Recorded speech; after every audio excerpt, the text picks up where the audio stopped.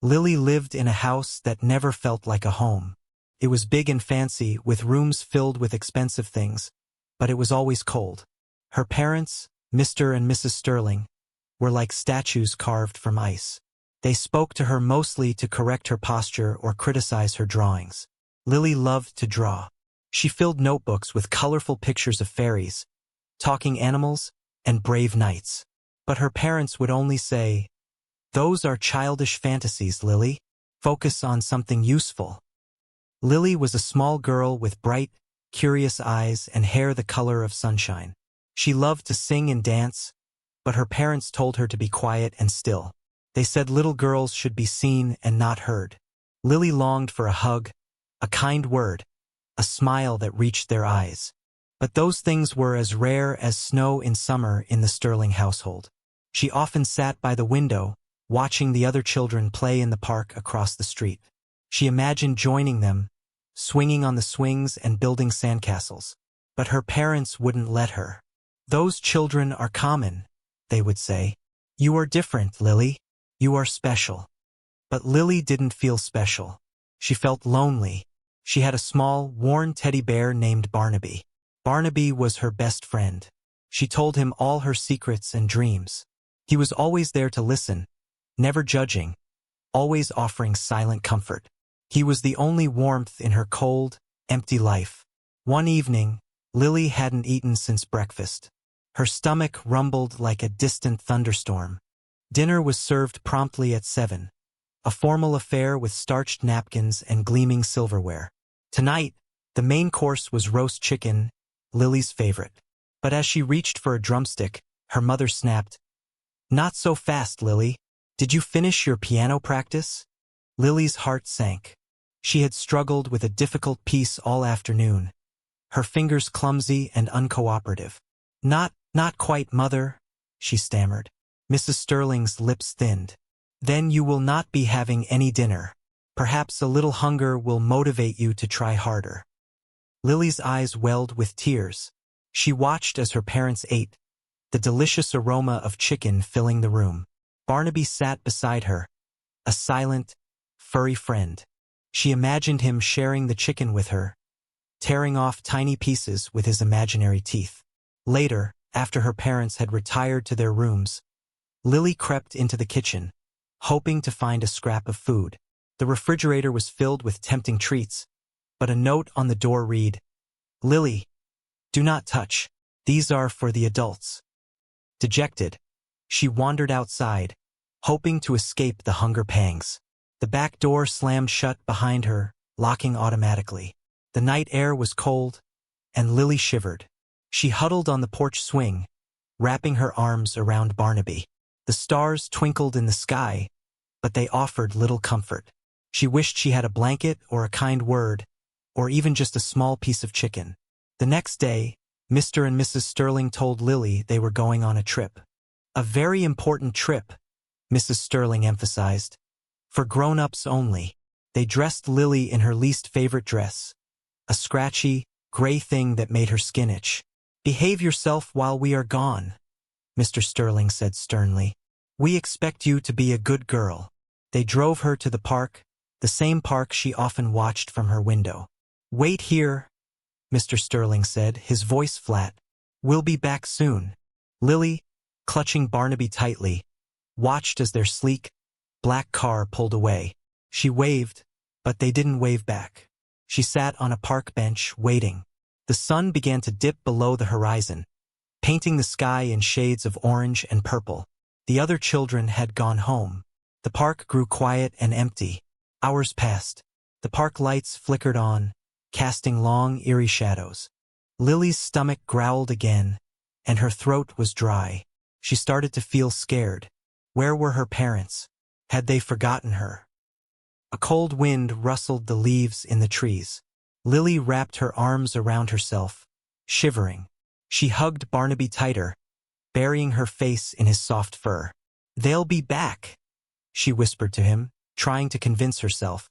They promised. But deep down, a terrible feeling told her they weren't coming back at all. They had left her, abandoned her in the park, with only a worn teddy bear for company. Tears streamed down Lily's face, blurring the already dim park lights. She called out, "Mama? Papa?" Her voice was small and shaky, swallowed by the night. Only the rustling leaves answered. She slid off the bench and began to walk, her small legs carrying her towards the park entrance. "Mama! Papa! Where are you?"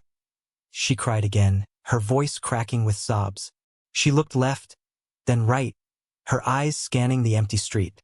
The cars that passed were just blurry streaks of light. None of them were her parents' sleek, black car. She stumbled, scraping her knee on the rough pavement. More tears flowed, mingling with the dirt on her face.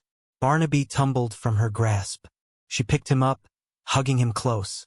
"It's okay, Barnaby," she whimpered. "We'll find them. We have to." She walked further, her hope dwindling with each step. The park seemed enormous and menacing in the darkness. Every shadow looked like a monster. Every rustle of leaves sounded like footsteps following her. She imagined her parents were playing a cruel game, hiding and waiting to jump out and scare her. But deep down, she knew that wasn't true. They wouldn't play with her. She sank to the ground, exhausted and heartbroken. The cold seeped into her bones. She wrapped Barnaby around her like a blanket, but it wasn't enough. She missed her bed, her pillow. Even the scratchy gray dress suddenly felt like a comfort compared to the cold, hard ground. She cried until she had no tears left, just a hollow ache in her chest. She was alone, truly, utterly alone. Across town, in a small, cluttered apartment above a bakery, lived Mr. Thomas. He was a kind man, etched with the lines of worry and hard work. His wife, Sarah, had passed away 2 years ago, leaving a hole in his heart that nothing seemed to fill. He worked as a handyman, fixing leaky faucets and painting fences, barely scraping by to pay the rent and keep food on the table. His days were long and tiring, but the nights were the hardest.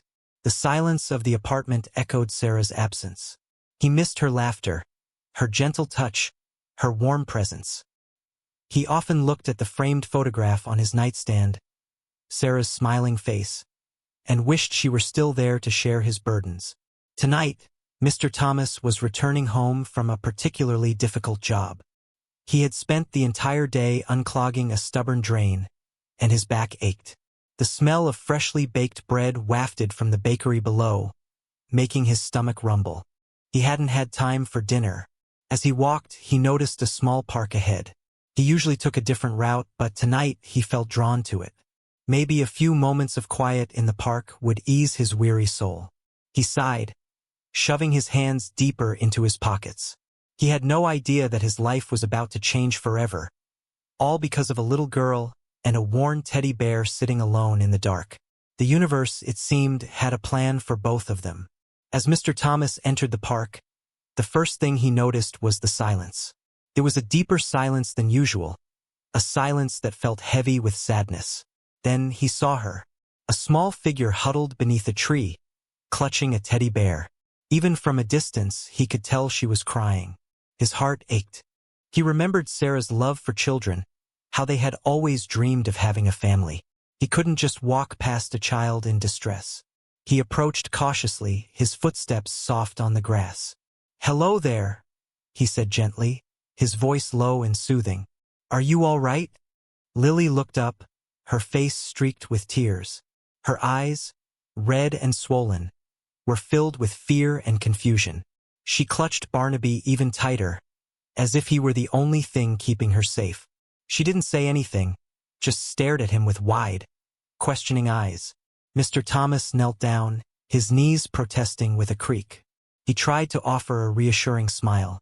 "My name is Thomas," he said. "What's yours?" Lily hesitated for a moment, then whispered, "Lily." "It's nice to meet you, Lily," Mr. Thomas replied.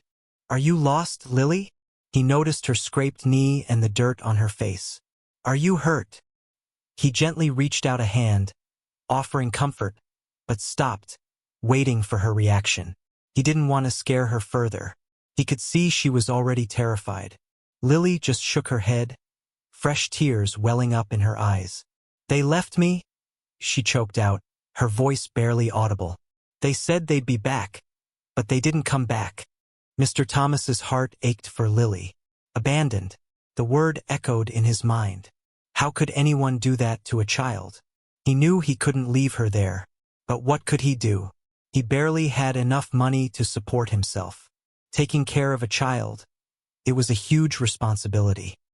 He looked at Lily, shivering in the cold, her eyes pleading.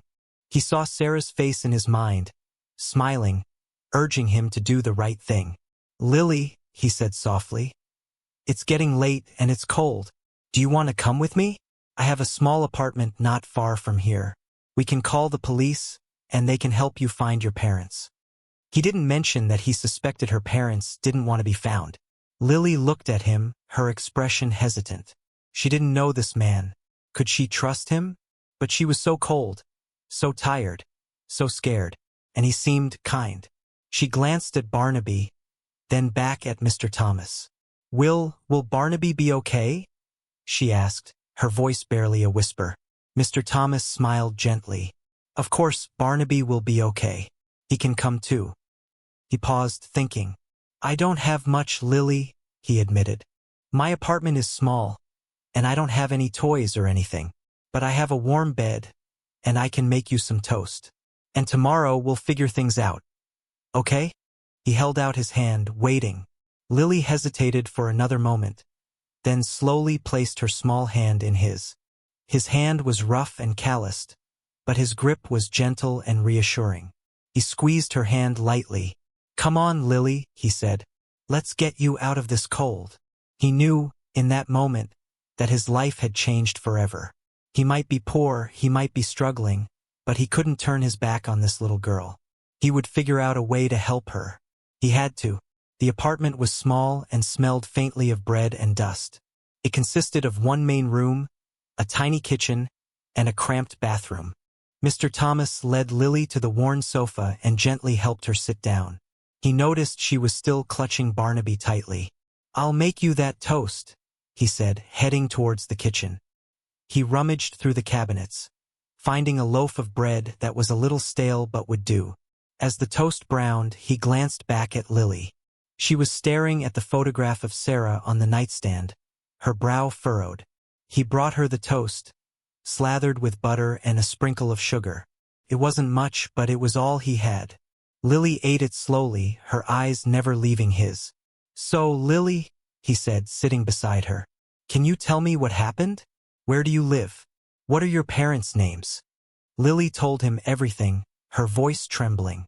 She described the big, cold house, her parents' indifference, the piano lessons, the lack of hugs, and finally, being left in the park. As she spoke, Mr. Thomas felt a surge of anger towards her parents. How could they treat a child like that? When she finished, he pulled her closer, wrapping his arm around her. "You don't have to worry anymore, Lily," he said softly. "I'm here now." He knew he couldn't just call the police and hand her over. Not after what she had told him. He had to protect her. But how? He barely had enough money to feed himself. He looked around the small apartment, at the worn furniture, at the threadbare curtains. He wasn't equipped to care for a child. But then he looked at Lily's face, at the hope flickering in her eyes, and he knew he had no choice. He would find a way. He had to. Sarah would have wanted him to. That first night was difficult. Lily was used to sleeping in a big, soft bed in a room all her own. Now, she was sharing a small sofa with a stranger in a tiny apartment. Mr. Thomas gave her his only blanket, a patchwork quilt Sarah had made years ago. She tossed and turned, unable to sleep. Every creak of the building, every distant siren, made her jump. She missed Barnaby, who was lying on the floor beside the sofa. He felt so far away. Mr. Thomas, lying on a makeshift bed of blankets on the floor, couldn't sleep either. He worried about Lily, about the future, about how he was going to manage. He could hear her restless movements and knew she was scared. Finally, he got up and sat beside her on the sofa. "Lily," he whispered, "are you okay?" Lily shook her head, tears silently streaming down her face. "I can't sleep," she whispered back. Mr. Thomas gently wiped away her tears. "I know it's hard," he said. "Everything is different. But it will get better, I promise." He thought for a moment, then said, "Do you want me to tell you a story?" Lily nodded, sniffling. Mr. Thomas racked his brain, trying to remember the stories Sarah used to tell. He wasn't very good at storytelling, but he would try his best. He began to tell her a story about a brave little mouse who went on a big adventure, facing dangers and making new friends along the way. As he spoke, Lily slowly began to relax. Her breathing became more even, and her grip on the quilt loosened. By the time he finished the story, she was fast asleep, her face peaceful for the first time that night. Mr. Thomas smiled gently, stroking her hair. He knew they had a long road ahead of them, but in that moment he felt a sense of hope. Maybe, just maybe, they could make this work. They could be a family. The next few weeks were a whirlwind of adjustments for both Lily and Mr. Thomas. Lily was used to a life of routine and order, where everything had its place. Mr. Thomas's apartment, while clean, was cluttered and chaotic. He had lived alone for so long that he had fallen into a comfortable disarray. Lily was also a picky eater, used to fancy meals prepared by a chef. Mr. Thomas, on the other hand, mostly ate simple, inexpensive food. He tried his best to cook things she would like, but often ended up with burnt toast or overcooked pasta. Mr. Thomas struggled with the logistics of caring for a child. He had to figure out how to get Lily enrolled in school, how to buy her clothes, and how to manage his work schedule while also taking care of her. He often felt overwhelmed and exhausted. Lily missed her old life, despite its coldness. She missed her piano, her art supplies, and even the routine of her days. But she didn't miss her parents. She felt safer with Mr. Thomas, even though he didn't have much. One day, Lily tried to help Mr. Thomas clean the apartment. She started by organizing his tools, carefully sorting them into different boxes. Mr. Thomas watched her, surprised. He had never seen her so focused and happy. "You're very good at this, Lily," he said. Lily smiled. "My nanny used to make me organize things," she said. It's kind of fun." Mr. Thomas realized that Lily, despite her difficult upbringing, had a lot to offer. She was smart, capable, and eager to learn. And he, despite his lack of experience, was determined to provide her with a loving and supportive home. They were both learning, adapting, and slowly but surely, building a new life together. Weeks turned into months. Lily was settling in. Mr. Thomas had managed to get her enrolled in the local elementary school. She was a bright and eager student, quickly catching up with her classmates. He still struggled with the cooking, but Lily was learning to help, and together they managed to create edible, if not always gourmet, meals. One evening, after a long day of school for Lily and a tiring day of work for Mr. Thomas, they were both exhausted. Lily had finished her homework, and Mr. Thomas had managed to fix a particularly stubborn leaky faucet. "Bedtime, Lily," he said, yawning. Lily didn't protest. She was tired too. She climbed onto the sofa, Barnaby tucked under her arm. Mr. Thomas tucked the patchwork quilt around her. "Can you read me a story, Mr. Thomas?" she asked, her voice sleepy. Mr. Thomas smiled. He had gotten better at storytelling. He went to the small bookshelf and pulled out a battered copy of The Velveteen Rabbit. Sarah had loved that story. He sat beside Lily on the sofa and began to read. His voice was a little rough, but he put all his heart into it. He read about the Velveteen Rabbit who longed to be real, and about the boy who loved him so much that he eventually became real. As he read, Lily snuggled closer to him, her eyes fixed on the pages. She loved the story. It made her feel warm and safe. When he finished, she sighed contentedly. "That was a good story, Mr. Thomas," she said. Mr. Thomas smiled. "I'm glad you liked it, Lily," he said. He leaned down and kissed her forehead. "Good night, Lily," he whispered. "Sleep tight." "Good night, Mr. Thomas," she whispered back. "I love you." Mr. Thomas's heart swelled. He had never heard those words before. He looked at Lily, her face peaceful and trusting. He knew he wasn't her father, but he would do everything in his power to be the best parent he could be. He tucked the quilt around her one last time and turned off the light. As he lay on his blankets on the floor, he felt a profound sense of gratitude. He had saved Lily, but in many ways she had saved him too.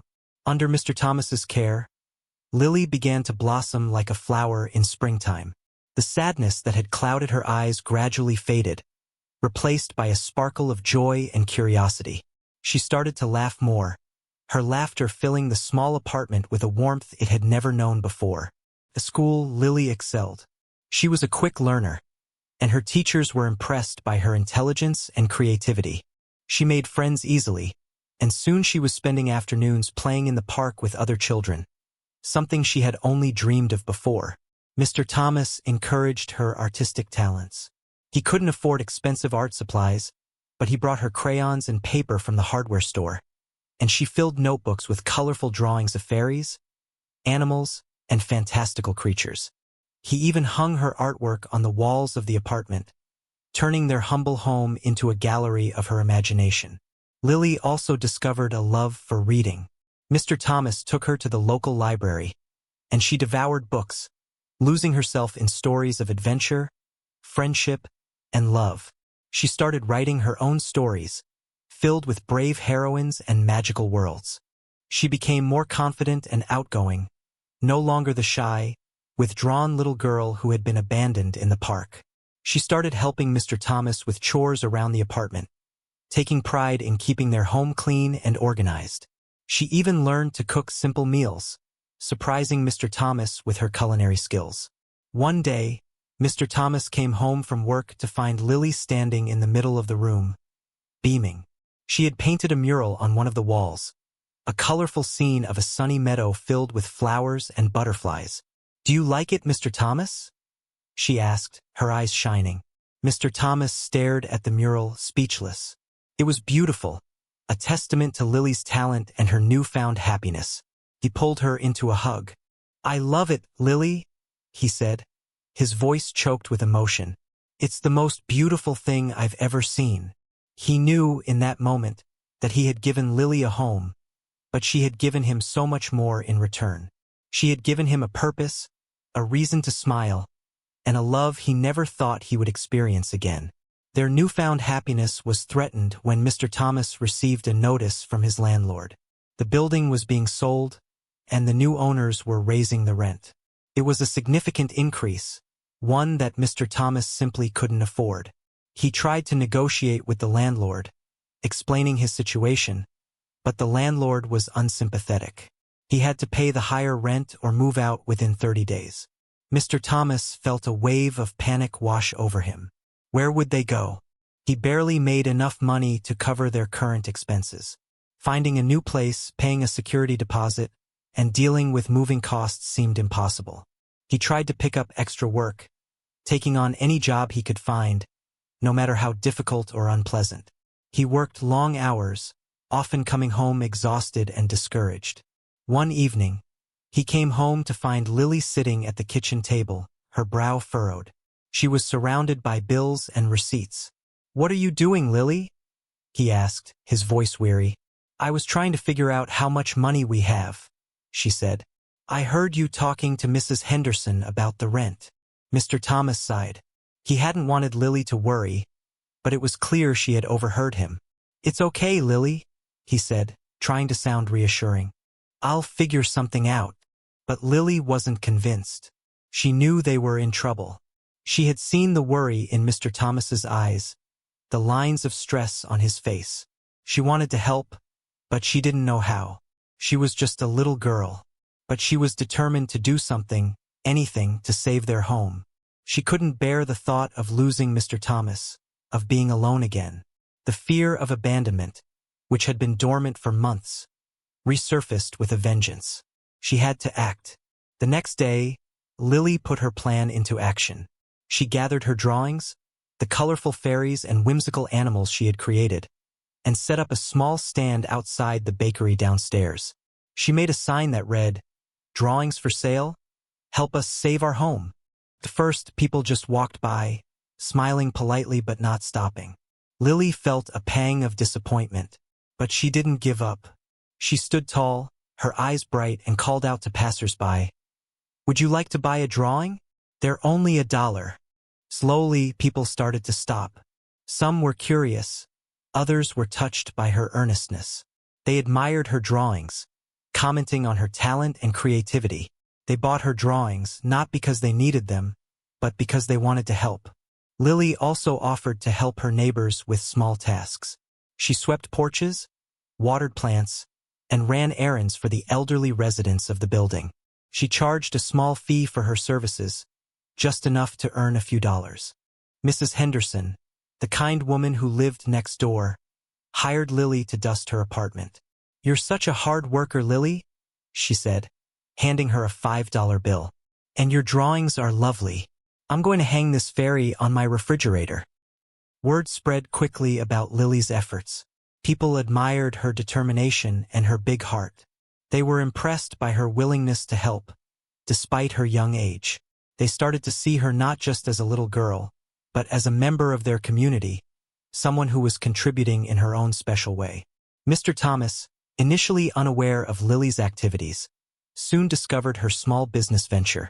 At first, he was worried that she was working too hard, but seeing the determination in her eyes, he relented. He helped her make a better sign and even built her a sturdier stand for her drawings. He was incredibly proud of her resourcefulness and her unwavering spirit. The community rallied around Mr. Thomas and Lily. Mrs. Henderson organized a bake sale in front of the bakery, donating her famous apple pies and encouraging others to contribute.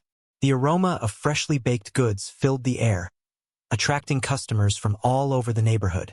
Mr. Johnson, the owner of the hardware store, offered Mr. Thomas extra hours at the store, knowing he needed the money. He also donated art supplies for Lily, encouraging her to continue drawing. The other tenants in the building chipped in, pooling their resources to help Mr. Thomas pay the rent. They organized a fundraising concert in the building's courtyard, showcasing local musicians and artists. Even Mr. Peterson, the grumpy old man who lived on the top floor, donated a generous sum. Word of their story spread beyond the neighborhood. A local newspaper ran an article about Mr. Thomas's kindness and Lily's resilience, highlighting their struggle and the community's support. People from all walks of life were touched by their story, sending donations and messages of encouragement. The outpouring of support was overwhelming. Mr. Thomas and Lily were amazed by the generosity of strangers and the kindness of their neighbors. They realized they weren't alone. They had found a family in the most unexpected place, a community that cared about them and was willing to help them in their time of need. One evening, Mr. Thomas and Lily sat at the kitchen table, surrounded by envelopes filled with donations and letters of support. Mr. Thomas carefully counted the money, his eyes filled with tears. "We did it, Lily," he said, his voice choked with emotion. "We have enough money to pay the rent." Lily threw her arms around him, hugging him tightly. "We did it together, Mr. Thomas," she said. "We couldn't have done it without everyone's help." They both knew that this was more than just about paying the rent. It was about belonging, about finding love and support in a world that could often be cruel and unforgiving. They had found a home, not just a place to live, but a community to call their own. That night, after the excitement had died down and the last of the thank you notes had been written, Mr. Thomas and Lily sat on the sofa, watching the stars twinkle through the window. The small apartment felt cozy and warm, filled with a sense of peace and contentment they had never experienced before. "We're lucky, Lily," Mr. Thomas said softly, his arm around her. "We have each other, and we have a wonderful community that cares about us." Lily nodded, snuggling closer to him.